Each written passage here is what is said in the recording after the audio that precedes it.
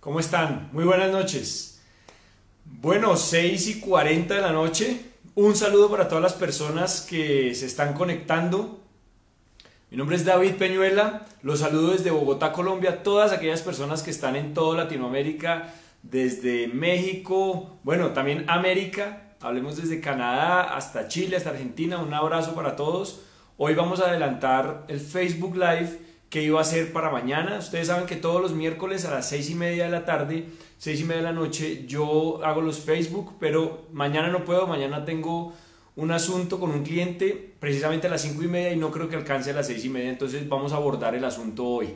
Hoy vamos a hablar sobre si vale la pena o no objetar preguntas que pueda hacer el juez en sede de interrogatorio de parte, aun cuando nosotros tal vez nos esté, aun cuando el juez puede que esté a favor de nosotros. Es decir, la pregunta ¿es posible? Bueno, más que posible, es inteligente, es coherente, va a traer buenos réditos el hecho de que nosotros objetemos preguntas al juez cuando el juez puede que esté a favor de nosotros, aun cuando la pregunta es objetable, aun cuando la pregunta es prohibida. Ese es el tema de hoy. Invitarlos antes de empezar a que nos visiten en la página de internet, perdón, en la página, en el canal de YouTube que se llama Escuela Internacional de Formación Jurídica. Ahí tenemos 35, casi 40 videos, ahí pueden verlos gratis y estar todo el tiempo al tanto. Lo mismo nuestra fanpage que se llama Escuela Internacional de Formación Jurídica. El 22 de septiembre del 2018, de 2 de la tarde a 7 de la noche, voy a dictar un curso que se llama Técnicas de Juicio Oral, en las que vamos a hablar de interrogatorio, contrainterrogatorio, objeciones, reglas especiales para el interrogatorio y el contrainterrogatorio de peritos.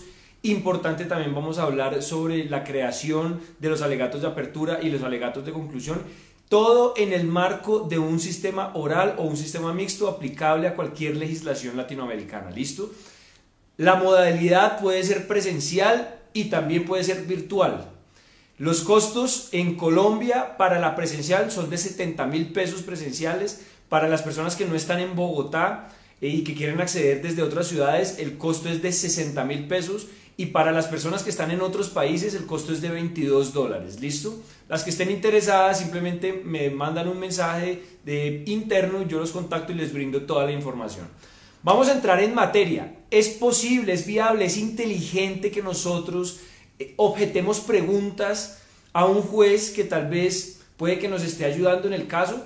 ¿Por qué traje a colación este caso? Porque es que eso me pasó en la vida real. Primero, porque hubo una persona que me contactó y me dijo, David, yo quiero saber si es viable poder objetar preguntas a un juez. Entonces, entremos en materia. La respuesta es sí. La respuesta es que el juez, por más de que sea juez, eso no quita que el juez deba respetar las reglas establecidas en los códigos para realizar los interrogatorios de parte. Claro, en los interrogatorios de parte intervienen tanto los jueces como la parte que solicita la prueba, e incluso en Colombia es posible que también intervenga el abogado de la contraparte. Eso es cierto, pero la pregunta es, ¿el juez, por el hecho de ser juez, tiene la posibilidad de simplemente realizar preguntas objetables y que nadie las haga, que nadie las objete? Pues la respuesta es no. Nosotros sí podemos objetar. Los jueces también tienen la obligación de ajustar sus preguntas, también tienen el deber y la obligación de ajustar sus preguntas a las reglas del interrogatorio.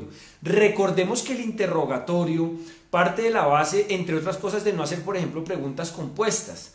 Las preguntas compuestas son aquellas en las que en una misma indagación, en una misma pregunta, se hacen dos formulaciones y por lo tanto la respuesta entonces no se sabe si es para una o para la otra. Entonces, por ejemplo, yo le pregunto a la persona, señor Juan, cuando sucedieron los hechos, ¿usted estaba de pie o estaba sentado? Bueno, realmente ahí no ofrece mayor dificultad porque uno puede decir de pie o sentado, pero esto genera dificultades cuando es sí o un no. Entonces uno le puede preguntar, por ejemplo, señor Juan, el día de los hechos, ¿usted salió temprano del trabajo o almorzó ese día cerca de la oficina? A ver, yo le puedo decir sí, fui al uno, fui al otro. Por ejemplo, ese tipo de preguntas en donde, ojo, importantísimo, ese tipo de preguntas en donde la respuesta puede ser para cualquiera de las dos preguntas, eso es una pregunta compuesta. Creo que los dos ejemplos que acabo de mencionar realmente no son unos ejemplos claros de una pregunta que sea compuesta y que sea asertiva y cuya respuesta traiga consigo la duda de si, oiga, me está respondiendo la primera o la segunda. Entonces, a ver, déjenme pienso otra rápidamente. Cuando estamos hablando de preguntas en las que, por ejemplo, yo le digo, a usted le gustan por ejemplo, le gusta jugar tenis y le gusta, no sé, ver películas. La respuesta es sí, pero, a ver, la respuesta es sí para uno o sí para el otro. Tenemos que hacer preguntas muy diferenciadoras, muy diferenciadoras.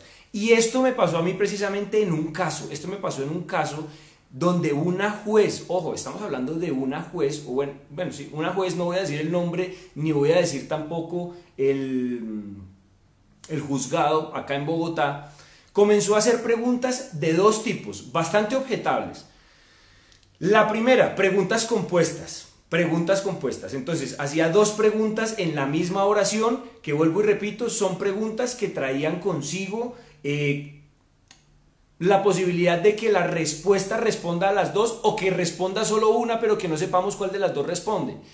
Entonces comenzó a hacer preguntas a mi cliente respecto o de esta forma. Y la otra es que comenzó a hacer preguntas que no eran conducentes. Es decir, preguntas que realmente no tenían como fin resolver el problema jurídico. El problema jurídico trataba básicamente de si la contraparte había incumplido una obligación clara, expresa y exigible contenida en un título ejecutivo. No era más. Se trataba de un proceso ejecutivo en el que a través de una demanda, con base en un título ejecutivo, estábamos ejecutando a la contraparte. No era más, no se trataba de más. Sin embargo, la juez se puso a hacer preguntas que realmente no conducían a responder al problema jurídico. Y es que el caso nació de la siguiente situación, y es, mi cliente tenía un contrato laboral con el ejecutado. Sin embargo, digamos que esa relación laboral no la manejaron tanto como una relación laboral, sino que al final la manejaron como una relación comercial. Esa relación comercial terminó en malos términos y decidieron, para efectos de no generar un litigio futuro, un contrato de transacción. En ese contrato de transacción entonces se pactaron unas obligaciones, unos términos, unas obligaciones de dar y unos términos para que fuera exigible, y culminó eso siendo un título ejecutivo. El demandado incumplió, y al incumplir entonces pues evidentemente mi cliente quería demandar para cobrar su dinero, demandamos, y cuando se comenzó a efectuar el interrogatorio de parte, también con intervención de la juez comenzó a preguntarle, por ejemplo, cuáles eran las funciones que realizaba la persona en el contexto de su trabajo. Es decir, cuando él era empleado, cuáles eran las funciones que le tocaban. Le preguntó, por ejemplo, si le pagaban quincenal o mensualmente. Si, por ejemplo, ya me acuerdo, ya me estoy acordando, le preguntaba, señor Juan, hágame el favor y usted me dice si trabajó en la empresa tal, si trabajó en la empresa SFJ SA, si trabajaba de lunes a viernes, si su horario era de 8 a 5 y si su sueldo se la pagaban quincenal. Entonces fíjense cómo, por ejemplo, mi cliente pudo haber respondido sí, y la respuesta es, oiga, ¿sí a todas? Y acá estamos retomando un poco, acá por fin salió el ejemplo de las preguntas compuestas cuya respuesta no sabemos si se está relacionando con cuál de las tres preguntas. Le pagan mensualmente, le pagan quincenalmente, trabajaba de 8 a 5, ¿estaba trabajando usted para la empresa que hoy es demandada? Entonces fíjense cómo yo con una sola respuesta puedo dar, con un solo sí, estoy dando una respuesta. La pregunta es, ¿la respuesta es para cualquiera de las tres preguntas? Entonces, retomando el primer punto, este es el ejemplo perfecto de cómo esa pregunta era compuesta y por lo tanto totalmente objetable, porque con la respuesta no se sabe a cuál pregunta se está contestando. Ahora bien, otra de las preguntas que hacía era preguntas que no respondían al problema jurídico que estaba planteado en el litigio, que esa es la segunda que yo estaba tratando esa es la segunda objeción que estaba tratando precisamente ahorita. Entonces la señora le preguntaba que cuáles eran las funciones que desarrollaba. Y eso realmente no aporta nada para efectos de saber si existe un título ejecutivo que contiene una obligación clara, expresa y exigible que ate al deudor con el acreedor. No tiene nada que ver. Le preguntaba literalmente si trabajaba de 8 a 5. Eso no tiene nada que ver para efectos, vuelvo y repito, de determinar si el demandado está obligado desde el punto de vista civil a satisfacer una prestación de dar, hacer o no hacer. Eso no tiene absolutamente nada que ver. Y tal vez hizo unas 5 o 6 preguntas totalmente objetables, pero yo no las objeté. Yo no las objeté por una simple razón, y es que la juez, a pesar del desconocimiento que tenía de las reglas que rigen el interrogatorio de parte, entre ellas que no se pueden hacer preguntas compuestas ni preguntas que no sean conducentes, pertinentes, útiles y necesarias, lo cierto es que yo no objeté porque la juez estaba tomando una posición jurídica bastante favorable a los intereses de mi cliente y estaba dando por aprobada la teoría del caso que yo estaba sosteniendo. Ya con algunos pronunciamientos previos que ella había realizado, yo me estaba dando cuenta que estaba teniendo afinidad con mi cliente y también con la teoría del caso que yo estaba sosteniendo, que tampoco es muy difícil. La teoría del caso simplemente es, en un ejecutivo, es que la contraparte pues debe un dinero a la otra en virtud de un título ejecutivo que contiene una obligación clara, expresa y exigible, no es más. Pero lo cierto es que la señora estaba a favor, estaba demostrando, digamos, había demostrado con determinadas decisiones que estaba a favor de nosotros. Entonces, yo entendiendo esa favorabilidad, y cuando digo favorabilidad estoy hablando de favorabilidad dentro del marco legal, simplemente cuando yo entendí esa afinidad que estaba teniendo con nosotros, pues yo dije, yo no voy a objetar esas preguntas, a pesar de que eran totalmente objetables. Claro, hoy me sirve para hacer un Facebook Live y decirles cómo los jueces también deberían conocer de las reglas del interrogatorio y del contrainterrogatorio, para que cuando por algún motivo van a participar en él, pues la tengan clara, la respeten y las hagan cumplir. Pues lo cierto es que en ese momento, a pesar de que era deber de esa persona conocer las reglas y por supuesto respetarlas y no hacer ese tipo de preguntas, pues yo lo que hice fue simplemente guardar silencio. Estratégicamente no era viable, no era inteligente de mi parte ponerme a refutar y a elevar objeciones respecto de preguntas que por un lado no iban a debilitar mi teoría del caso. Segundo, no iban a fortalecer la teoría del caso de la otra parte. Y tercero, si yo lo hacía, podía podía traer consigo que la señora se pusiera de alguna forma de mal genio conmigo, con la contraparte, y tal vez desequilibrara, o más bien volviera a equilibrar la balanza y comenzara tal vez a sentir sintonía con la teoría del caso de la otra parte. Entonces, la respuesta es sí. Uno sí puede objetar las preguntas del juez cuando estén mal formuladas, siempre y cuando las preguntas que hace y las respuestas que se van a obtener tengan cualquiera de las dos situaciones, o las dos, de las dos características que voy a mencionar, o las dos. Primero, que debilite la teoría del caso mía, y segundo, que fortalezca la teoría del caso de la contraparte. Solo en esos casos yo recomiendo que se hagan objeciones al juez. No más, porque es que recordemos que los jueces son seres humanos que, aunque están supeditados al imperio de la ley, bueno, esto puede admitir discusión en relación con la vinculatoriedad que pueda tener el precedente judicial, pero eso es otro tema, pero en principio están supeditados al imperio de la ley. Eso no quiere decir que ellos no sean seres humanos que van a fundamentar su decisión también con base en sus emociones, en sus creencias, y a moldar el ordenamiento jurídico precisamente a esas convicciones. Entonces, si yo sé que el 93% de las decisiones que toma un ser humano, incluidos los jueces, son emocionales y no racionales, porque los racionales solo son el 7%, pues yo simplemente entiendo que esas preguntas que está haciendo la persona y los efectos de esas preguntas y respuestas no van a tener ningún impacto en mi teoría del caso, ni van a fortalecer la teoría del caso de la contraparte. Y si eso es así, les pregunto, ¿para qué objetar? ¿Para qué objetar? No objetemos, simplemente dejemos pasar esas preguntas si es que no tienen ningún efecto ni perjudicial para nosotros ni favorable para la otra parte. Si sí lo tienen, es decir, si desfavorecen nuestra teoría del caso y o fortalecen la de la contraparte, por supuesto que ustedes deben objetar la pregunta. Otro ejemplo que se me viene a la cabeza de estrategia de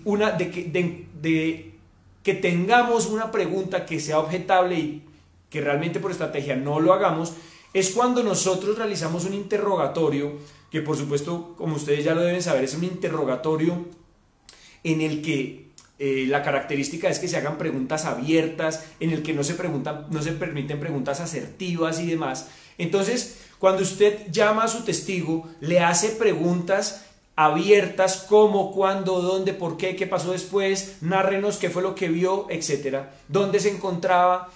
Cuando usted termina de realizar su interrogatorio, surge en la contraparte el derecho de contrainterrogar, de refutar la información que el testigo proporcionó. Ahora bien, se supone que en el contrainterrogatorio no se pueden hacer preguntas repetitivas que ya se hayan abordado en el interrogatorio. Se supone, ¿por qué? Pues porque ya el testigo dio la respuesta. Sin embargo, esto que acabo de mencionar tiene un matiz, y el matiz es que si ustedes realizaron un interrogatorio que por supuesto tiene como fin favorecer los intereses de ustedes, y en el contrainterrogatorio el abogado de la contraparte está repitiendo preguntas que ustedes ya hicieron, pues no las vaya a objetar. ¿Por qué? Porque esas preguntas lo único que van a hacer es obtener respuestas que confirman la información que el testigo dio en el interrogatorio, que es favorable a sus intereses. Es decir, si yo le pregunté en el interrogatorio a mi cliente que si vio a el policía causándole daños a la contraparte, si vio cómo le causaba daños o lesionaba. Un segundo que está sonando el citófono. Oiga, preciso, esto pasa en medio del Facebook Live. Ya dejó de sonar, perfecto. Entonces, si yo les decía, si el testigo, el cliente no, si el testigo que yo estoy llamando a favor mío, es decir, que respalda mis pretensiones, que respalda mis intereses, dijo que el policía había causado magulladuras a la contraparte, y estamos en el contexto, por ejemplo, de un proceso contencioso administrativo en el que estamos demandando al Estado, y yo le hago esa pregunta: oiga, ¿usted vio que la persona que le estaba causando perjuicios, que estaba lesionando a la otra persona, era policía? ¿Usted vio que era policía? ¿Usted vio que tenía un uniforme de policía? Sí. ¿Usted le vio la cara? Sí. Ok, ¿esa persona está presente hoy en el juicio? Sí.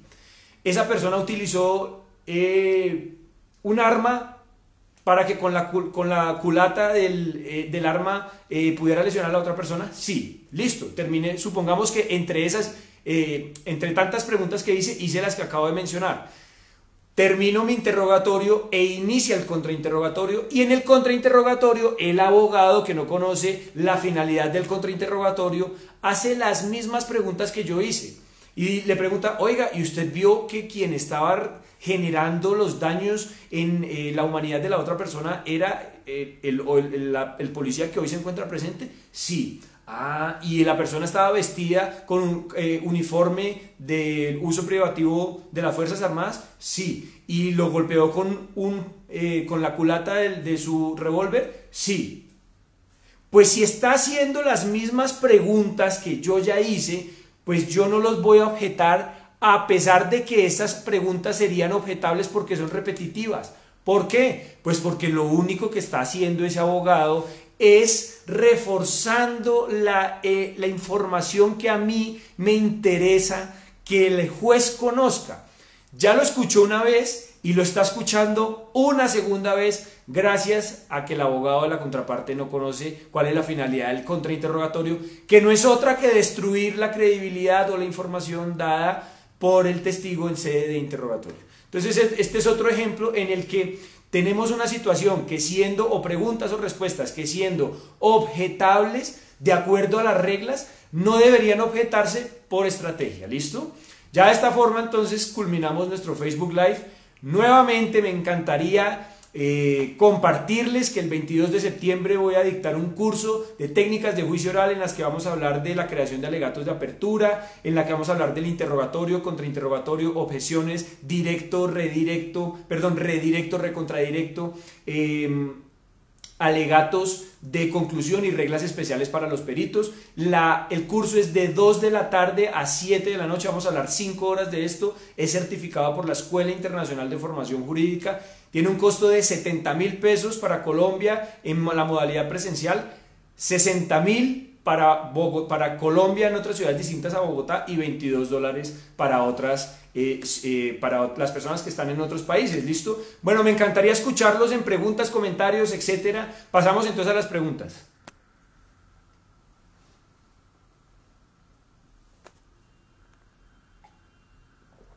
Linda Plata dice: hola David, gracias por compartir tus conocimientos, bendiciones. Gracias Linda, un abrazo. Bueno, ahí al principio no encontraba el ejemplo de las preguntas compuestas, pero al final salió, afortunadamente. Gracias por tu conexión. Cindy Londoño manda un emoticón con unas caritas. Gracias por tu conexión, un abrazo. Fabio García dice: buenas noches Fabio, gracias por tu conexión. Eduardo Carvajal dice: decía usted que el juez debe ajustarse a las reglas del interrogatorio, pero ¿podría el abogado de parte objetar la pregunta del juez que no atienda esas reglas? ¿Cuál sería el fundamento legal para poder efectuar esa objeción? Pues, la pregunta es: ¿puede el abogado objetar la pregunta del juez que no atienda esas reglas? La respuesta es sí. Digamos que ya precisamente hace un momento había hablado de ello. Sí, perfecto, sí, claro que sí, Eduardo, sí. Lo puedo objetar. El fundamento jurídico sería las reglas establecidas en Colombia en el Código General del Proceso, si estamos hablando de asuntos relacionados pues, o que están regulados bajo el Código General del Proceso, y por supuesto para los eventos complementarios que estén regulados por este código. Claro, tú le dices: señor juez, objeción, esa es una pregunta compuesta que no puede ser realizada o formulada de esa forma, en tanto la regla establecida en el artículo tal, que en este momento no me acuerdo, te invito a que lo mires, establece e impide que las preguntas sean compuestas. Por supuesto que sí, no solo nosotros cuando interrogamos tenemos que estar, digamos, en observancia de esas reglas, sino también los jueces. De hecho, más aún los jueces deben estar en observancia de esas reglas. Cris Valillo dice: buenas noches Cris, un abrazo para ti desde Bogotá para Uruguay. Cindy Londoño dice: David, me encanta tu metodología de enseñanza, de verdad que siempre queda muy claro lo que quieres transmitir, Dios te bendiga. Bueno Cindy, muchas gracias por ese comentario, realmente son palabras muy bonitas que me alientan a seguir día a día. Así que bueno, genial, y espero tenerte entonces en el curso del 22 de septiembre. Julieta Jocabet dice: super padre y funcional el video, David, saludos, gracias. Vale, gracias. Jocabet, un abrazo. Fabio García, bueno, Diana Marcela, José Augusto Gil, Miguel Enrique Rojas, bueno, varias personas conectadas, seguimos. A ver, acá hay más comentarios. Eduardo Carvajal dice: en la práctica me he encontrado con que el juez niega la objeción creyendo que el cuestionario del despacho no es susceptible de reparos por las partes. Bueno, pues ¿qué decirte? Realmente es posible que pase eso, es posible efectivamente que el juez no entienda cuáles son las reglas, pero pues ahí definitivamente yo sí llamo la atención a que hagas las objeciones y que hagas las objeciones las veces que sean necesarias, por más de que el despacho crea que sus, ¿cómo llamarlos? Que sus preguntas no son objetables, simplemente porque es juez y simplemente porque tiene una toga y porque tiene toga cree que no debe cumplir, pues yo alentaría, yo haría las objeciones cuantas veces sean necesarias, siempre y cuando, vuelvo y repito, siempre y cuando esas objeciones Perdón, siempre y cuando las preguntas o las respuestas derivadas de esas preguntas que son objetables no me afecten mi teoría del caso. Y por eso tenemos que ser muy astutos y tenemos que tener muy claro cuál es el problema jurídico. Cuando tenemos muy claro cuál es el problema jurídico en nuestra mente, luego lo que vamos a hacer es ir analizando de forma muy rápida las preguntas y las respuestas que se puedan efectuar en el momento del interrogatorio de parte y también pues del interrogatorio que se le haga a los testigos para determinar si esas respuestas o preguntas pueden conllevar el detrimento de mi teoría del caso o el fortalecimiento de la teoría del caso de la contraparte. Eso es importante. Yo lo haría. Personalmente, yo objetaría las veces que fueran necesarias. Que para que el juez se dé cuenta que yo conozco las reglas del interrogatorio y que no estoy de acuerdo con que él se las pase por la faja. Ahora, esto con mucho respeto, ¿no? Esto toca hacerlo con mucho respeto. Eduardo Carvajal dice, le agradezco mucho, interesante exposición. Bueno, Eduardo, gracias por tu conexión. María Eneida dice, buenas noches, ¿alguna vez ha objetado a un juez? ¿Cómo ha sido la reacción y de haberlo se ha aceptado su objeción? Pues María Neida, nunca me ha tocado, afortunadamente, nunca, pero como lo decía hace un momento, el día que me toque lo hago sin ningún reparo, dejándole ver al despacho que efectivamente existen preguntas pues que de acuerdo a las normas del interrogatorio de parte pues no son aceptables. Simplemente se trata de un ejercicio de control de legalidad que tenemos que hacer nosotros los abogados en la decisión. Nunca lo he tenido.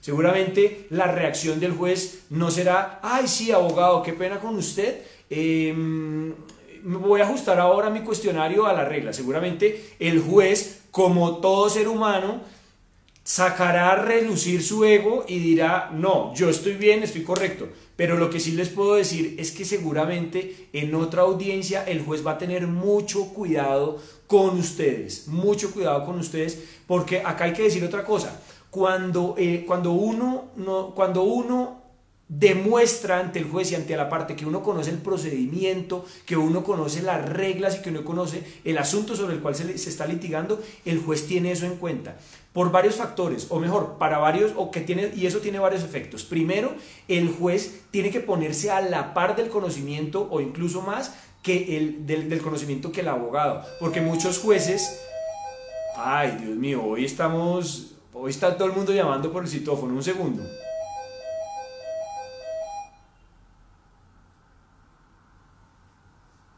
Bien, entonces les decía que cuando uno plantea ese tipo de objeciones y manifestaciones, el juez ya se está enterando con qué abogado está dando.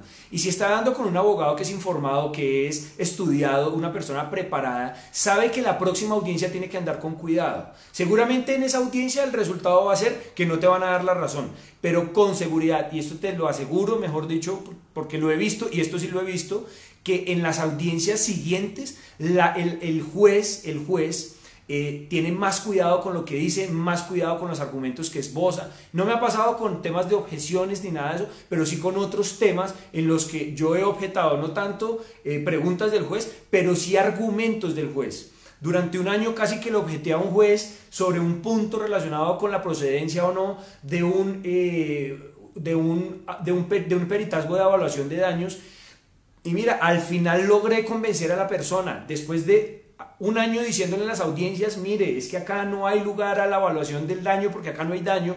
Después de un año, la juez entendió lo que yo le estaba diciendo y falló a mi favor. Pero entonces, ya cuando ella comenzó a darse cuenta que yo estaba muy empapado del tema, porque yo soy especialista en la reparación de perjuicios, ella se comenzó a dar cuenta que tenía que estudiar porque el caso versaba sobre ese asunto. Y cuando se dio cuenta de eso, te voy a comentar una cosa, llegué yo a su despacho y cuando llegué a su despacho comencé a ver que ella había comprado libros de responsabilidad patrimonial y que tenían que ver con el daño. Ahí ya comencé a darme cuenta que ella estaba entendiendo la idea que yo le estaba mencionando. Pero créeme que si yo me hubiera quedado callado, si yo nunca hubiera objetado sus argumentos, pues ella nunca se hubiera dado cuenta que el que yo le estaba señalando era el camino correcto para fallar. Entonces, Vuelvo y repito, seguramente en ese momento tú no obtendrás una decisión favorable porque saldrá el ego del juez.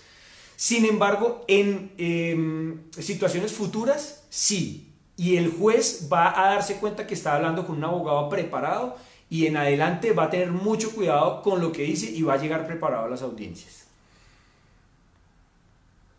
Eduardo Carvajal dice, lo he hecho sin resultado, pero para poder impugnar eventual fallo adverso. Genial, fíjate que eso es otro de las funcionalidades que tiene saber objetar. El día de mañana, si tú haces una objeción ante las preguntas de un juez que eran objetables, valga la redundancia, porque disminuyeron tu teoría del caso o porque fortalecieron las de la contraparte, pues evidentemente se te está violando el derecho de defensa. Es que realmente partamos de la base de que las reglas del interrogatorio, del contrainterrogatorio, están sustentadas sí o sí en el derecho de defensa, porque si se violan, pues se le está dando una ventaja a la contraparte. Ahí se está violando el derecho no solo de defensa, sino de igualdad, y de hecho a ti te están impidiendo controvertir la prueba que se está generando en el momento del interrogatorio del testigo. Entonces, por supuesto, sería además un argumento adicional, además de los de ratio decidendi que tú vas a atacar. Ese sería otro argumento diciéndole, mire, es que el juez no solo tiene que respetar esas reglas porque las reglas existen, sino además porque tiene una función de imparcialidad y objetividad respecto del fallo o de la toma de decisiones. Es que es el juez el que tiene que ser imparcial. Y si no es imparcial, pues si con sus preguntas está desvelando una parcialidad, pues por supuesto está violando el principio de imparcialidad y de objetividad. Y de ahí que sean tan importantes los principios que están establecidos en un código de procedimiento. Juan Camilo García dice, buenas noches, ¿cómo en qué caso se podría objetar? Pues ya lo acabo de decir, Juan. Cuando las preguntas que haga el juez o las respuestas que devienen de esas preguntas debilitan tu teoría del caso y o fortalecen la teoría del caso de la contraparte y por supuesto violan las reglas del interrogatorio. Julieta Jocabet dice, y sí, luego hay audiencias donde se pierde mucho el tiempo con detalles que no tenían que ver con la suerte principal. Igual todo es objetable, el punto es saber cómo, cuándo y por qué, creo yo. Yo también estoy de acuerdo, muchas gracias por tu comentario, Jocabet, un saludo. Miguel Fernández dice, saludos doctor. Bueno, Miguel, un abrazo, gracias por tu conexión. María Neida dice, muchas gracias por contestar. Bueno, a ti por preguntar, espero pues nada, haya dado información relevante para absolver tu pregunta. Julieta Jocabet dice, el conocimiento es poder. Por supuesto, me encanta esa frase, el conocimiento es poder. Si uno tiene conocimiento, uno puede ganar un caso, puede moldear un proceso, mejor dicho, es increíble si uno realmente estudia a fondo. Juan Guillermo Velasco dice, excelente, saludos desde Tampa, Estados Unidos. Bueno, Juan, gracias a ti por tu conexión desde Estados Unidos. Gracias, un abrazo. Ana González dice, el dominio del tema es fundamental para ello. Es cierto, muchísimas gracias. Uno de las recomendaciones que yo le doy a los estudiantes cuando hablamos precisamente de técnicas de juicio oral es que las técnicas de juicio oral son herramientas para plantear estratégicamente el caso, pero no es lo suficiente. De hecho, uno de los elementos más, digamos, que me genera mayor rédito para ganar un caso es conocer a fondo el caso. Mire, usted puede tener miedo, usted puede tener, se le va la voz, usted puede temblar, le puede pasar lo que sea en la audiencia. Pero si usted tiene claro, si usted estudió a fondo, de principio a fin, su caso, si usted se leyó el expediente hasta en los pies de página, usted va a sacar su caso adelante. Se lo aseguro porque también he pasado por ahí, me ha pasado y he sacado adelante. Conocer el caso a fondo es fundamental. Las herramientas van a ser un potenciador que van a lograr, digamos, aumentar las probabilidades de ganar, pero no son suficientes. Usted puede ser el mejor interrogador, el mejor contrainterrogador, pero si usted no conoce su caso a fondo, si usted no conoce su expediente a fondo, usted va a perder, por más de que sea el mejor interrogador del mundo. Alex Mejía dice, excelente, primicia para el curso del 22, saludos desde El Salvador. Bueno, no lo había visto así, como la primicia. Genial el comentario, sí, primicia, avance. solo un poco de las 5 horas que vamos a hablar allá en el curso. 5 horas de las que vamos a hablar sobre esto, sobre interrogatorio, contrainterrogatorio, reglas. Les voy a dar tips, voy a compartir con ustedes las experiencias que he tenido, cuándo podemos repetir, cuándo no podemos repetir, cuándo podemos tener, por ejemplo, algunas concesiones con respecto a lo que les decía de aplicar las objeciones. Bueno, todo es un tema de estrategia, no siempre tenemos que objetar, así que bueno, genial. Dice Eduardo Carvajal: Doc, ¿el curso que dictarás virtual? El curso es virtual y presencial, Eduardo. El curso es virtual y presencial. Presencial en Bogotá y virtual para las otras ciudades que no son Bogotá y pues por supuesto internacionalmente también, para las personas que están en otros países también. Las personas que están en Bogotá, o mejor, para las personas que están en Bogotá, la modalidad virtual no está habilitada, ¿listo? Solo la parte presencial. Joana Lucía Cabezas manda un emoticón. Bueno, gracias Joana, un abrazo. Y bueno, creo que no veo más comentarios. Seguro si hay más comentarios y no me han salido, los respondo cuando se suba el video. No siendo más, les mando un abrazo gigante, les agradezco su conexión. Sin ustedes esto no sería posible, así que les mando un abrazo gigante desde Canadá hasta Chile y nos vemos el próximo miércoles. Un abrazo para todos.